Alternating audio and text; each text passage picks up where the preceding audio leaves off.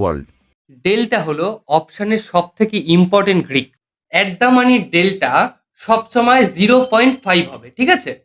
তো এরপরে যখন তুমি ইন দ্য মানিতে চলে যাবে, ইন দ্য মানিতে ডেল্টা কখনো 0.6, 0.7, 0.8 এরকম করতে করতে 0.99 পর্যন্ত চলে যাবে, ঠিক আছে?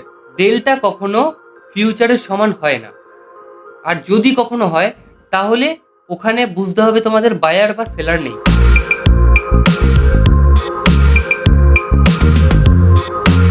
একটা এক্সাম্পল দিই, নিফটি যদি 100 পয়েন্ট মুভমেন্ট করে, তার অপশন চেনের যে অ্যাট দ্য মানি রয়েছে সেই অ্যাট দ্য মানির ডেল্টা 0.5 হয়, ঠিক আছে?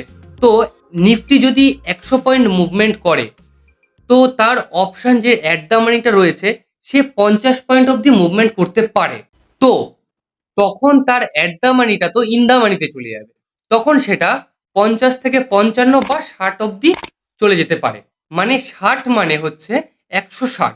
আর এই যে নিফটিতে যেটা আমি বললাম যে একটা অ্যাট দ্য মানির প্রিমিয়াম যেটা 50 টাকায় যাওয়ার কথা নর্মালি, ঠিক আছে, সেটা যে এই যে 55 টাকা বা 60 টাকায় চলে যাচ্ছে, তার যে এই যে 10 টাকা বা 20 টাকা বেশি বাড়ার, ঠিক আছে, এই এক্সেলারেশনটাকে বলা হয় গামা।